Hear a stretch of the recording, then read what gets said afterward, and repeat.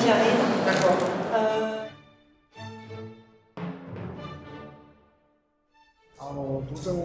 Oui, j'ai apprécié travailler sur ce type de projet.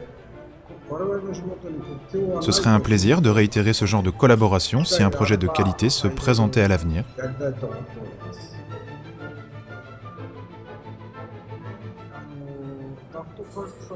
Ce serait évidemment un grand plaisir, mais j'aimerais également explorer d'autres styles musicaux et travailler avec d'autres artistes.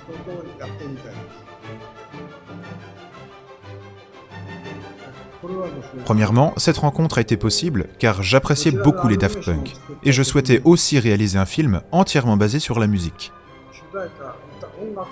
De leur côté, le groupe cherchait également un projet innovant pour leur nouvel album, sans vraiment savoir quoi. Différents réseaux nous ont alors permis de nous rencontrer et les Daft Punk m'ont alors demandé quel était le type d'animation que je désirais produire. J'ai alors évoqué l'idée d'un voyage. Cette idée ne semblait pas les enchanter, car ils imaginaient un voyage bucolique. J'ai donc précisé qu'il s'agissait d'un voyage typé SF. J'ai ensuite développé mon idée, et le groupe a alors été très emballé. Ils ont alors créé tout le panel musical d'Interstellar 5555.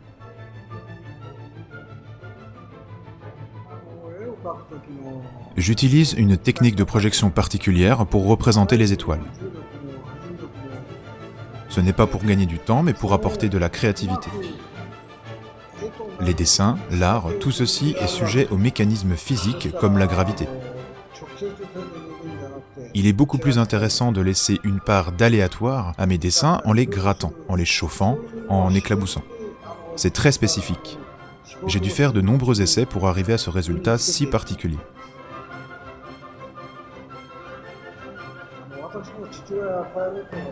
Je suis passionné depuis toujours par le manga. Quand j'avais 4, 5 ans, je me retrouvais parfois seul et je lisais des mangas. J'ai également eu la chance d'avoir à ma disposition des bobines de pellicules cinéma que je tirais pour regarder comment cela fonctionnait. Le fait de voir ces images ancrées sur un support physique me fascinait. De plus, je trouve qu'il est important que les enfants, après la guerre, puissent accéder à un monde de paix, notamment grâce au manga.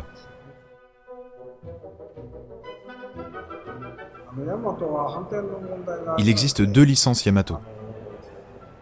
Dans le premier projet, je me suis complètement investi. Dans le nouveau, je n'ai pas participé. Cependant, l'esprit Yamato a été conservé et si le projet est suffisamment sérieux, je suis toujours d'accord pour aider de mon mieux, à condition de respecter l'œuvre originale.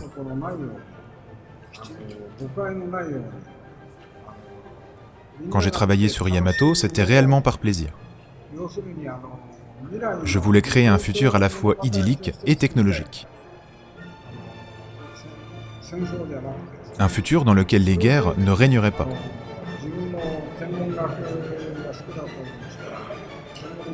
J'ai créé cette œuvre par passion et il faut toujours rester vigilant à ne pas perdre cette flamme.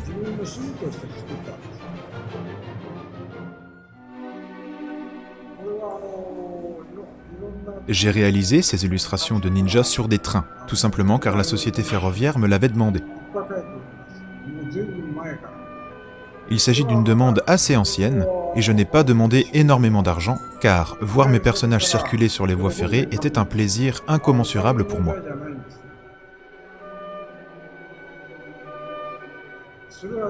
Quand j'ai entendu parler de ce projet, j'ai pu le valider car je savais que l'auteur le mettait en place par passion. C'est une de mes conditions. Si les auteurs prennent du plaisir, alors je prends aussi du plaisir et tout le monde est satisfait. Dans une œuvre, un élément prépondérant est la notion de transmission. Cette notion de plaisir qui se transmet d'auteur en auteur est donc primordiale.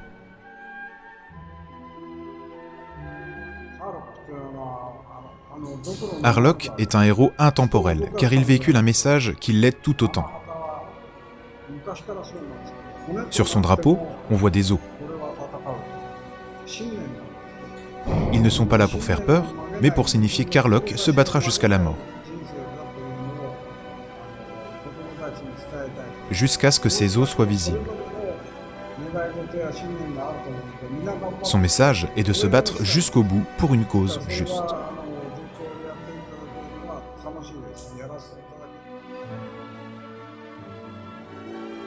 Si j'ai choisi un pirate, c'est pour la simple et bonne raison qu'étant petit, j'aimais énormément cet univers de piraterie.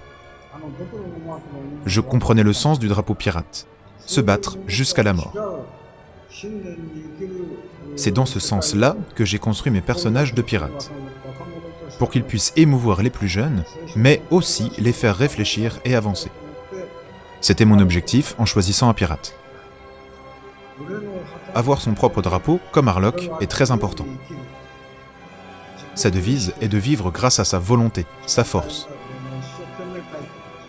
Pas au sens physique du terme, mais plutôt au sens spirituel. Cette force permet d'avancer et de faire bouger les choses. C'est ce message que je voulais transmettre.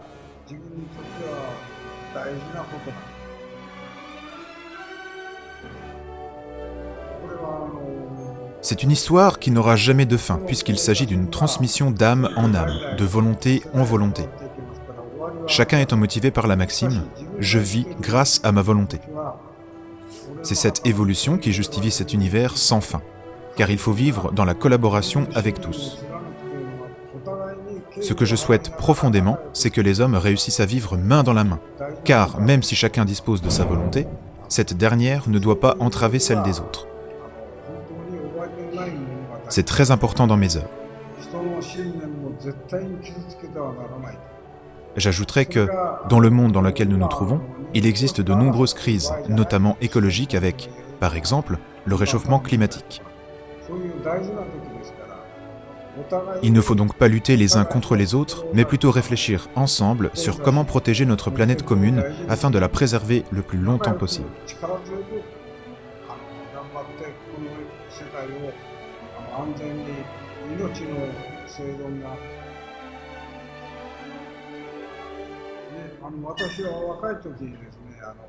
À mes débuts, comme je n'avais pas d'éditeur, je me suis auto-publié, comme Ishinomori Shotaro. À cette époque, on engageait beaucoup de dessinateurs pour les shoujo manga, manga pour filles. Nous avons postulé et nous avons été engagés.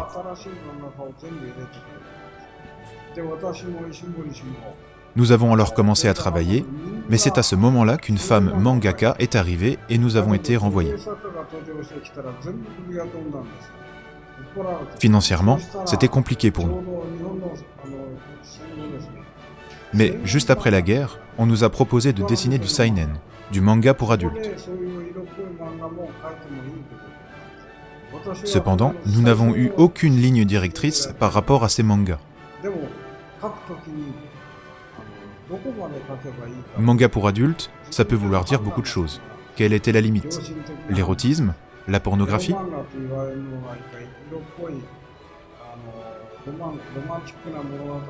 C'est donc en expérimentant, notamment par rapport au retour des lecteurs, que j'ai pu me rendre compte que, finalement, je n'étais pas fait pour des œuvres comme celle-ci.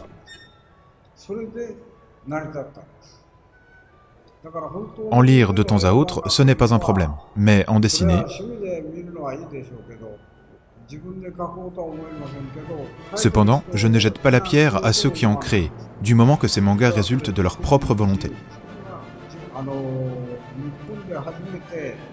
Sachez tout de même que j'ai été le premier mangaka à dessiner un personnage androïde féminin en la personne de Sexaloid. Cette création m'a orienté vers les thématiques en lien avec le futur et la mécanique.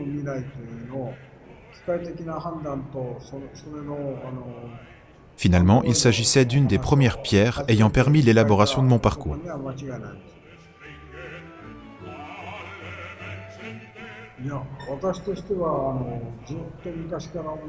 C'est, pour moi, lorsque je vais rencontrer le public français, une vraie aventure, un vrai plaisir.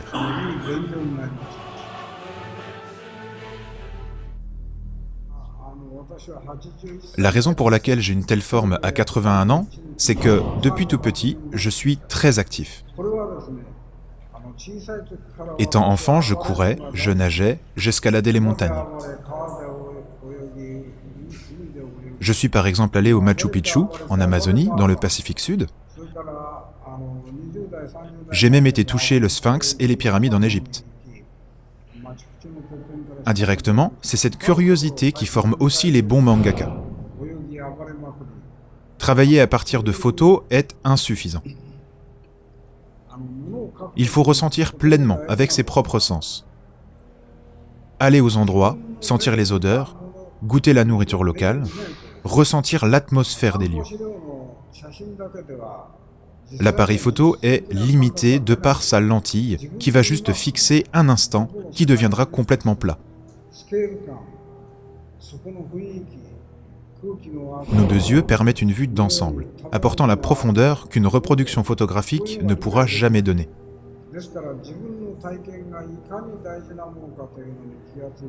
Ces expériences sont primordiales lors de la genèse d'un manga.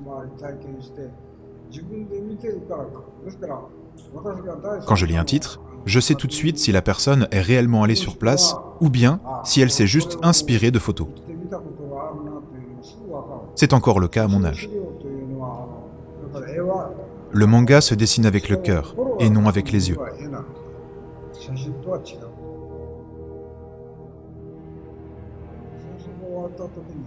Wagner m'a toujours impressionné.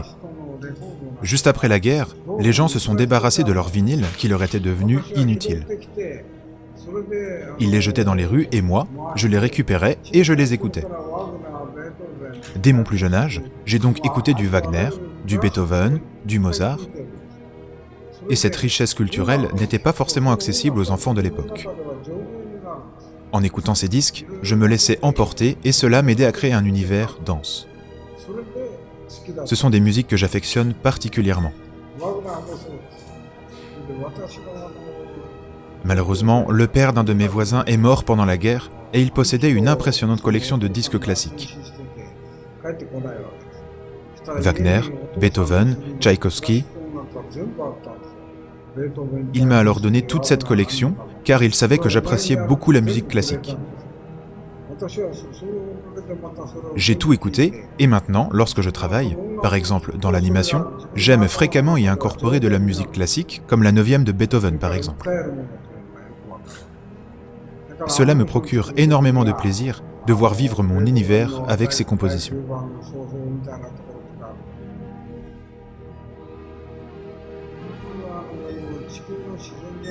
Ce n'est pas par hasard si la technologie actuelle se rapproche de mes œuvres. Quand je les ai créées, je me suis efforcé de construire un univers que je pensais possible dans l'avenir. Je me suis donc appuyé sur la science pour mes créations. C'est grâce à mes recherches que j'ai pu anticiper ce qu'allait devenir l'humanité. De plus, j'ai toujours eu des craintes quant à l'avenir de l'homme, et ces peurs ont également été matérialisées dans mes œuvres. Et si vous me demandez si je suis inquiet en ce qui concerne le futur de notre monde, la réponse est dans les histoires que j'ai élaborées. Merci à tous.